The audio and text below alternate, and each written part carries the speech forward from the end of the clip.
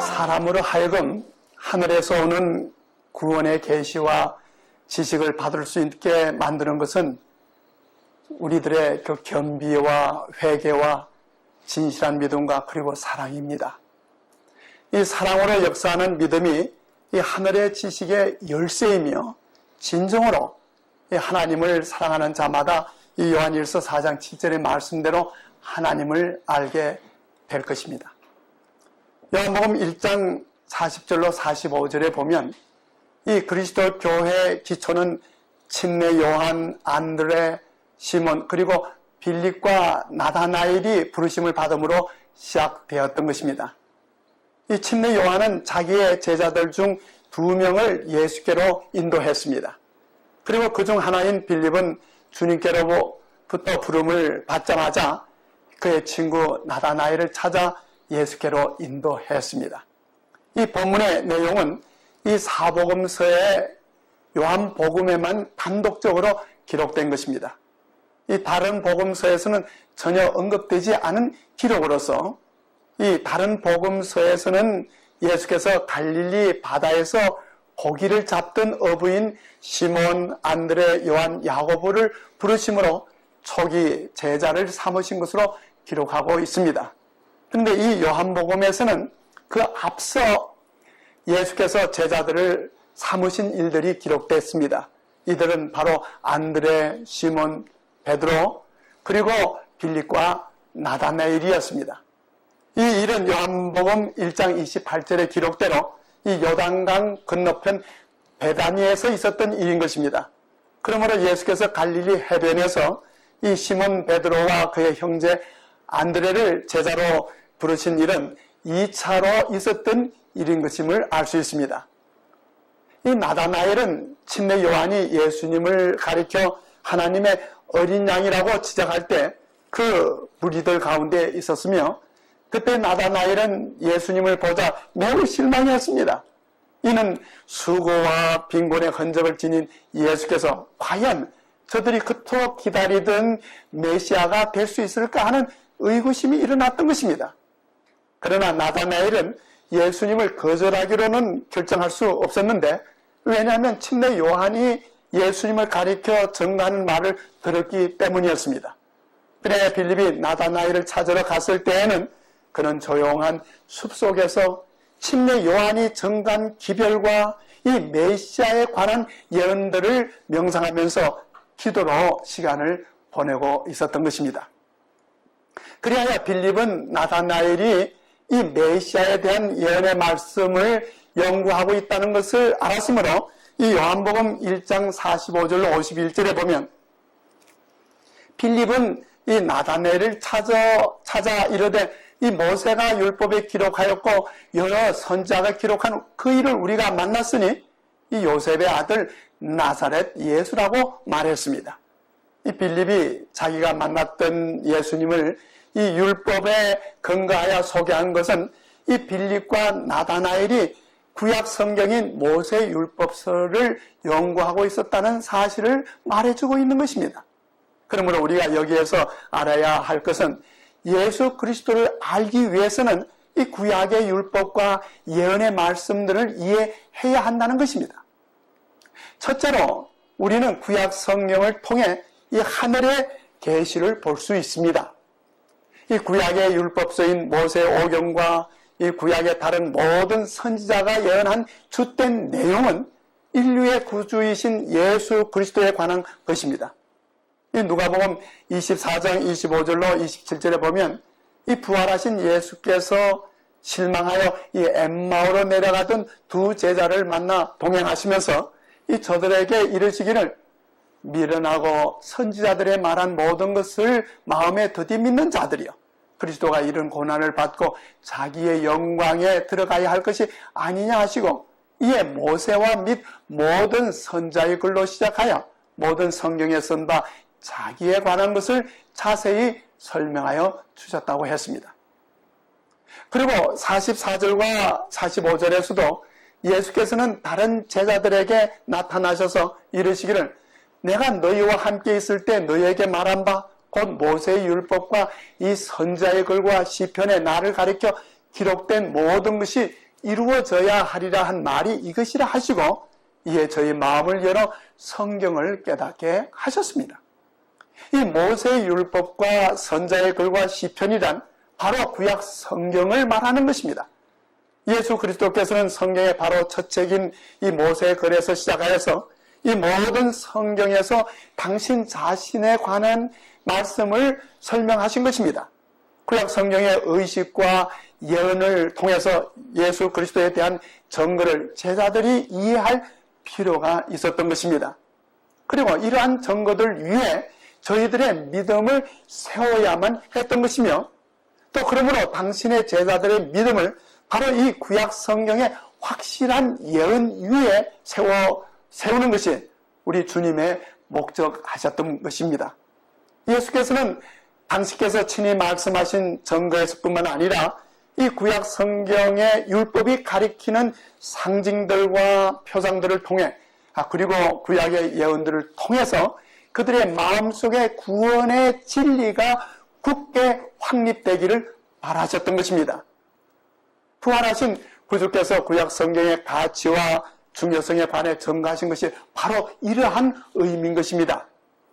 이러한 가르침은 예수께서 당신의 사명의 정인으로서 구약 성경의 중요성을 확실히 보여주신 것입니다. 오늘날의 그리스도인이라고 자처하는 어떤 분들이 바로 이 구약 성경을 내던지면서 이것은 더 이상 필요치 않다고 주장합니다. 그러나 그러한 주장은 예수께서 가르치신 교훈과는 정반대의 사상인 것입니다. 이래야 성경을 가르치는 어떤 이들이 구약 성경을 제쳐놓는 일은 참으로 한심스럽고 성경에 대해 바른 이해가 없는 무지한 소치라고 생각할 수밖에 없는 것입니다. 예수 그리스도에 대한 표상과 예언으로 나타난 구약을 제쳐놓고 그 성취인 신약을 온전히 이해할 수 없는 것이고 이에 따라 예수 그리스도의 구원의 사역을 바르게 깨달을 수는 없는 것입니다. 아담의 시대로부터 이 역사의 마지막 장면에 이르기까지 부조들과 선자들을 통해 말씀하신 이는 바로 예수 그리스도이십니다. 구주 예수님은 신약에서뿐만 아니라 구약 성경에서도 분명히 나타나 말씀하신 것입니다. 예수 그리스도의 생애와 신약 성경에서의 그분의 교훈들을 분명하고 아름답게 이해할 수 있는 것은 바로 이 구약 성경의 표상과 예언에서 오는 빛으로 말미암는 것입니다. 예수 그리스도께서 인류의 구주라는 더욱 힘있는 증거는 이 구약 성경의 예언들을 이 신약의 성취와 비교하는 데서 찾을 수 있는 것입니다. 그러므로 예수 그리스도께서는 구약 성경의 가치를 크게 높이셔서 말씀하셨습니다. 누가복음 16장 31절에 예수께서 말씀하시기를 모세와 예언자들의 말을 듣지 않으면 죽은 사람들 가운데서 누가 살아날지라도 그들은 그의 말에 귀를 기울이지 않을 것이다 라고 하셨습니다. 그러므로 우리는 구약 성경을 통해서 구원에 대한 하늘의 계시를 보아야만 할 것입니다. 둘째로 편견을 버리고 진실하게 하늘의 계시를 분별해야 하는 것입니다. 나다나엘은 빌립이 예수에 대해 전가하는 말을 듣고 이 나사렛에서 무슨 선한 것이 날 수 있느냐고 물었습니다. 나다나엘은 구약에 예언된 메시아가 이 베들레헴에서 나실 것으로 알고 있었을 뿐만 아니라 당시 나사렛 동리는 유대인들에게 멸시와 천대와 이 배척을 당하고 있었기 때문에 그러한 편견을 가지고 말했던 것입니다. 그때 빌립은 그와의 논쟁을 피하고 단지 와 보라고 말했습니다. 나다나엘은 이미 침례 요한의 증거를 듣고 멀리서 예수님을 바라보았으며 단지 외모에 나타난 예수님을 보고서 실망했던 것입니다. 그때 나다나엘은 예수님을 보되 이 수고와 빈곤, 이 고생과 궁핍의 이 나사렛 사람, 그리고 목수의 비천한 노동자의 모습으로만 보았을 뿐인 것입니다. 그러므로 빌립이 와 보라고 한 것은 예수님에 대한 어떤 편견이나 선입감을 버리고 가까이 보고 진정으로 바르게 알게 되기를 바라는 것입니다.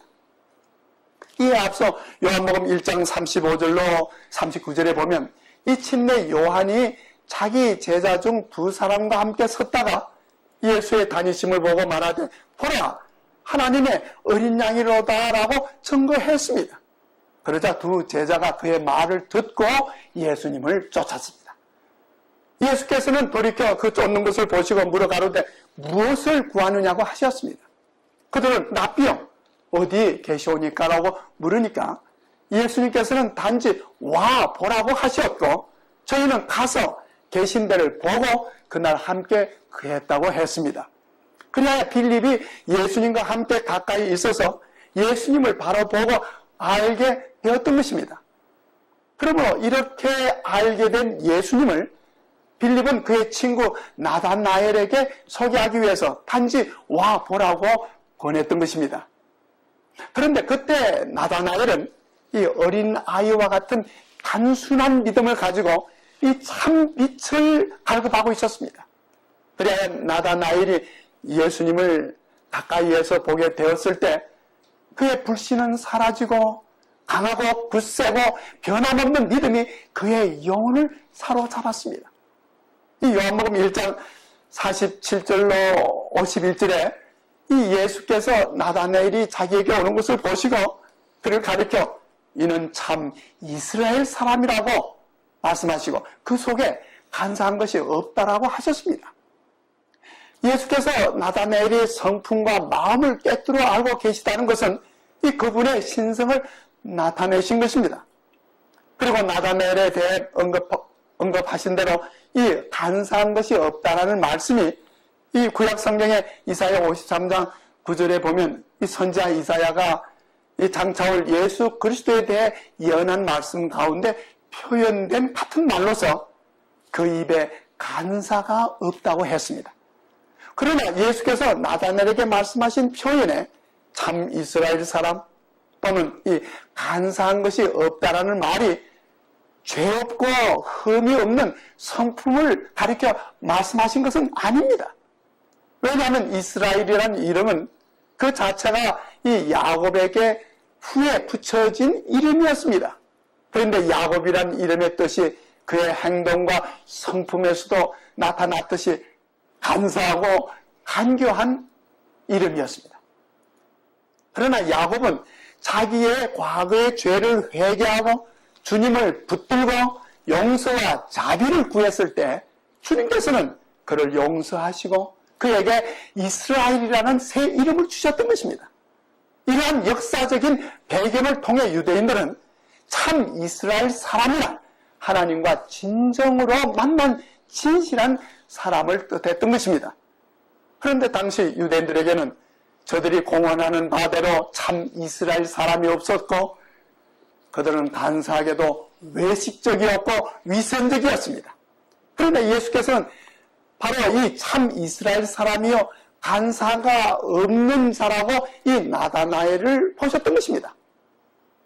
다윗은 시편 32편 1절과 2절에서도 이 허물의 사함을 얻고 그 죄의 가리움을 받는 자가 복이 있도다. 마음에 간사가 없고 여호와께 정죄를 당치 않는 자가 복이 있다고 말씀했습니다. 예수께서 자기에게 대해 말씀하시는 것을 듣고 나다나엘은 어떻게 나를 아십니까? 라고 물었습니다. 그러자 주께서는 네가 무화과 나무 아래에 있을 때 보았나라고 하셨습니다. 나다나엘은 메시아에 대한 참다운 진리를 알고자 이 무화과 나무 아래에서 진지한 기도를 하고 있었던 것입니다. 오늘 우리도 진리를 구하고 구주 예수님을 진실되게 알기 위해서 이 하늘에 계신 성경 말씀을 연구하고 기도한다면 주님께서는 우리를 보시고 우리를 구원의 길로 인도하실 것입니다. 우리 주님께서는 우리의 신앙의 상태와 생애와 행동과 마음과 동기를 잘 알고 계십니다. 요한복음 2장 24절과 25절에서 주께서는 친히 모든 사람을 아시고 친히 사람의 속에 있는 것을 아신다고 말씀하셨습니다. 그러므로 나다나엘과 같이 한때는 신앙에 대한 어떤 편견과 선입감을 가지고 있었다고 하더라도 진실하게 구원을 위해 주님께 기도한다면, 또 우리가 진실되게 주님을 알고자 우리가 하나님 말씀을 살핀다면, 우리로 하여금 이 하늘에 계신 이 성경의 빛을 보게 하시고 이 구원의 길로 우리를 인도하실 것입니다. 빌립은 친구 나다나엘에게 와 보라고 말했던 것입니다. 그는 다른 사람의 정언을 받아들이도록 요구하지 않고 예수 그리스도를 스스로 보도록 권했던 것입니다. 오늘도 이 하늘에 계신 하나님의 말씀인 성경을 스스로 읽고 진실하게 연구한다면 이 하늘에 계신 구주 예수 그리스도와 구원의 진리를 잘 알게 될 것입니다. 요한복음 5장 39절과 40절에 예수께서는 친히 말씀하시기를 너희가 성경을 연구하는 것은 영원한 생명이 그 안에 있다고 생각하기 때문이다. 성경은 나를 증언하고 있다. 그런데 너희는 생명을 얻으려 나에게 오려고 하지 않는다라고 하셨습니다. 예수 그리스도는 하늘의 계시자로서 성육신 되신 분이셨습니다. 요한복음 1장 14절에 말씀이 육신이 되어 우리 가운데 거하시매 우리가 그 영광을 보니 아버지 독생자의 영광이요 은혜와 진리가 충만하더라고 했습니다. 이처럼 우리도 편견이나 선입감을 버리고 진실하게 말씀을 연구한다면 참된 하늘의 계시를 보게 될 것입니다. 셋째로 이 열린 하늘의 계시를 통해 구주를 보아야 할 것입니다. 요한복음 1장 50절과 51절에서 예수께서는 나다나엘에게 말씀하시기를 내가 너를 무화과 나무 아래서 보았다고 함으로 믿느냐? 이보다 더 큰 일을 보리라고 하시면서 이에 말씀하시기를 진실로 진실로 너에게 이르노니 하늘이 열리고 하나님의 사자들이 인자 위에 오르락내리락 하는 것을 보리라고 하셨습니다. 처음에는 예수께서 내가 너를이라는 표현을 쓰셨지만 이 나다나엘을 개인을 향해 하신 말씀이죠. 그러나 이어서 말씀하시는 가운데 진실로 너희에게 이르노니라고 하심으로써 당시 나다나엘뿐만 아니라 빌립과 그 외 예수님과 함께 있던 자들에게도 말씀하신 것이었고 또한 오늘날 우리에게도 말씀하시는 것입니다. 나다나엘을 만나 말씀을 하실 때에는 이 예수께서 공생애를 바로 시작하셨던 때였으므로 그 후 예수께서는 공생애를 통해 행하시는 많은 능력과 이적을 통해 나다나엘과 그 외 제자들에게 큰 일들을 보여주셨고 이 하늘이 열리고 하나님의 사자들이 인자 위에 오르락 내리락 하는 것을 보여주셨던 것입니다. 예수께서 말씀하신 것이 야곱의 생에서 실제로 일어났던 일인 것을 지난주에 말씀드리지 않았습니까? 야곱이 그의 형의 장자권을 간사하게 빼앗았고 그의 아버지에게 간교하게 형을 가장하여 장자에게 임하는 축복을 가로챘습니다. 그리하여 형으로부터 죽임을 당할 위험을 느끼는 그는 도망하여 광야에서 하룻밤을 지나게 됐고 창세기 28장 12절과 13절에 보면 그때 야곱은 꿈에 본 적 사닥다리가 땅 위에 섰는데 그 꼭대기가 하늘에 닿았고 또 본 적 하나님의 사자가 그 위에서 오르락 내리락 하고 또 본 적 여호와께서 그 위에 서서 축복의 말씀을 하시는 것을 보고 들었습니다.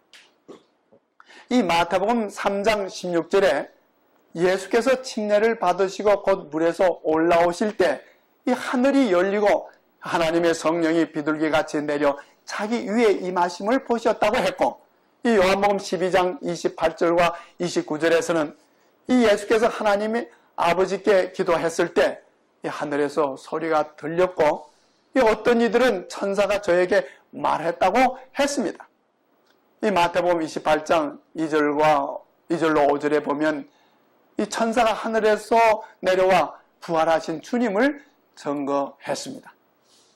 그러므로 하늘이 열리고 하나님의 사자들이 인자 위에 오르락 내리락 하는 것을 보리라고 하신 것은 예수 그리스도의 죽음과 부활을 통해 하늘이 열리고 그동안 죄로 막혔던 하나님과 인간의 이 관계가 온전히 회복될 것을 표상적으로 말씀해 주신 것입니다. 이 꿈의 이상 가운데 나타난 계시는 죄로 말미암아 멸망당할 수밖에 없었던 인류를 구원하시기 위한 이 구속의 경륜이 나타난 것이었으며, 그 꿈 가운데 나타난 그 신비스러운 사닥다리는 이 그리스도께서 나다나엘과 다마 가운데 언급하신 것과 동일한 것이었습니다. 바로 그 사닥다리는 하나님께서 죄인을 구원하시기 위해 하늘과 땅 사이에 놓으신 교통의 매개인 예수 그리스도 자신을 이 하늘의 계시로 나타내신 것입니다. 만일 예수께서 자신의 십자가의 공로로 죄가 만든 깊은 구름과 하늘과의 그 단절에서 구원의 다리를 놓지 않았다면 이 하늘의 천사들이 타락한 인류와 교통할 수 없었을 것입니다. 이리하여 예수 그리스도께서는 그 옛날 죄인 야곱에게 하늘의 계시를 보여주셨고, 또한 불신과 편견에 사로잡혀 있었던 이 나다나엘에게도 하늘의 계시를 보여주셨습니다. 이처럼 연약하고 죄로 말미암아 절망적인 인간을 구원하시는 이 하늘의 계시를 보여주시고, 무한하신 하늘의 능력과 축복의 근원과 연결하시기를 바라시는 것입니다. 오늘 우리는 신약 성경뿐만 아니라 이 구약 성경을 함께 연구하되 그 어떠한 편견이나 선입감이 없이 진리를 추구함으로써 이 하늘에 계신 말씀을 분명하게 깨닫게 될 것입니다. 사랑하신 여러분들, 오늘도 우리가 하나님의 말씀을 연구할 때 하늘의 천사들은 바로 우리 옆에 있을 것이고, 우리의 지성을 밝게 해주실 것이고, 하늘의 계시의 말씀을 열어 보여주실 것입니다. 하나님의 말씀을 통해서 진실로 구주를 발견하시고 진실한 믿음 가운데서 구원받은 참된 믿음의 가족들 되시기를 주님의 이름으로 기도드립니다.